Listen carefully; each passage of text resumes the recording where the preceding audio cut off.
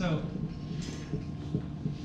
what we're talking about in painting is mostly analyzing color, being able to mix it, and then being able to put it down on the paper so we have some kind of illusion after that.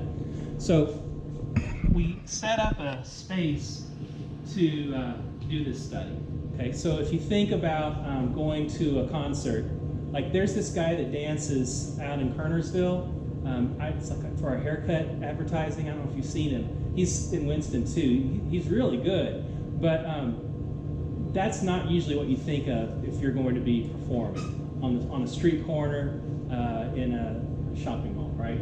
So you have some kind of stage, lights, and all that, and we do the same thing in painting. So when you look at this object, and you're going to paint it, this isn't a very good situation for it. Okay, it's better than what it was over here, but on the model stand like that, we would like to do a little bit more for it.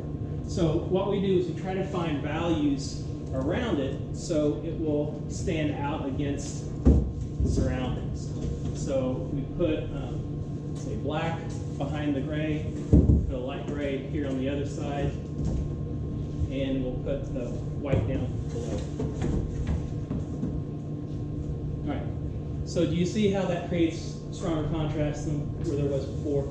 Okay. The other thing is the light in this room is not very good. This is sort of natural light, and we don't have really good contrast with the light either. It's even worse when you put on the fluorescence, because the fluorescence really flattens everything out, and we don't really see any good lights and shadows. And you'll see this in the world. You'll see this when you go to places to shop. Notice how the light quality usually affects the price, or at least more expensive clothes have different lighting than really cheap clothes. Go into Walmart, but this kind of light. Go into Abercrombie and Fitch, some of those places, it looks like a club you're walking into, right? So dramatic light, affects your perception of worth. So what we do here is we put a good spotlight on it. So the spotlight creates intensity, and the spotlight also gives us something more to understand value-wise. All right. So do you see how that's a little more interesting? So this is why we set it up this way, and we also have this cast shadow that runs across. And the cast shadow sort of tells us where the light's coming from, right? The cast shadow runs away from where the light source is. Okay. So when you go and work on a painting like this, you might say to yourself, this is all one value, but there's really several values in here. And so if you can look for at least 3 values in each area, that's what will be solving the assignment, okay? So you can definitely see the top is the lightest, right? Then this is probably the next lightest, and that's the darkest. Now, your perspective may change. Somebody in the classroom may find that as I spin this around, things get darker and lighter. Now, the relationship to the light's the same, but the angles here are changing, and so they may be catching more or less light. So we'll look for these, and I'll talk about these numbers. So when you see something similar, what's happening is that all of these values down here below, they actually have a number underneath them, and they'll be able to show you that this is actually a little bit lighter than black. This is actually a little bit darker than white, even though you might see those kinds of contrasts. So that's the nature of what we'll be doing. And then we'll slowly move from really simple objects in black and white into color.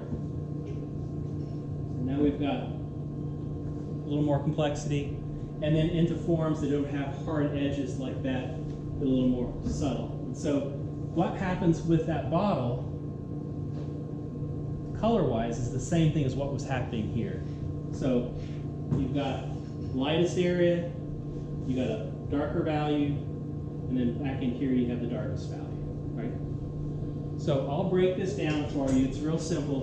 Again, just like going to the gym. First time I go to the gym and I'm going to bench press, it's embarrassing to say, but this is what you have to do to start out. I press with an empty bar. No wheels at all, just the bar. Because I'm old and I don't want to be sore so bad the next day I don't want to go back to the gym. So I start out simple, right? And then by the end of the summer I've got 6 wheels on both sides, right? Okay, so that's the nature of the paint. Now, when you go to mix it up on your palette, what you're going to do is you're going to have all of these different possible mixtures, okay? So I've got all of these different values here.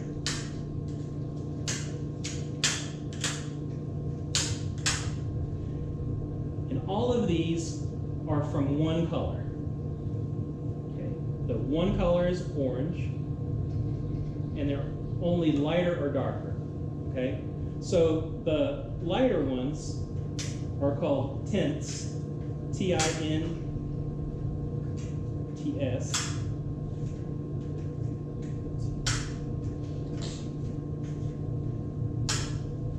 And then the hue is the orange, and then the darker ones are shades.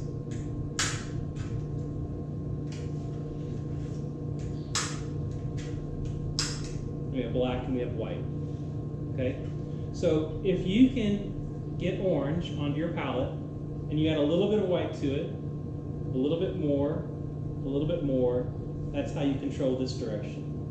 Start with that orange, you add a little bit of black, a little bit more, a little bit more, a little bit more, that's how you go this direction, right? But if there's any orange in it, you'll never have a black, right?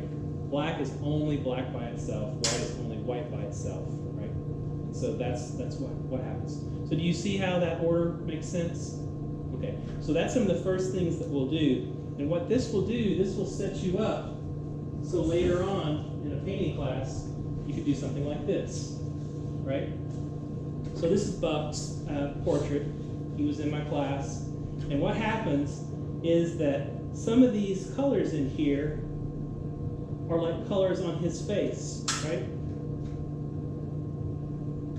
Get into some other shades.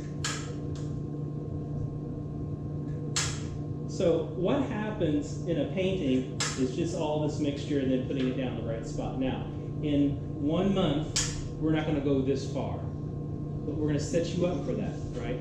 Just like going to the gym, it doesn't set you up for professional ball, but you do it long enough, you might be able to play professional ball if you're tall enough or whatever. So that's the idea. Okay, so in order to set you up the best for this, I'm going to show you the digital studies that we'll do. That's going to be one of our first assignments. And I can help you out with this if you have any trouble with it, but it is pretty simple. I just was at a workshop where they were showing us some things on the computer, and I have to be honest, at first I go, I have no clue what's going on. And they didn't handhold me and tell me step by step what to do.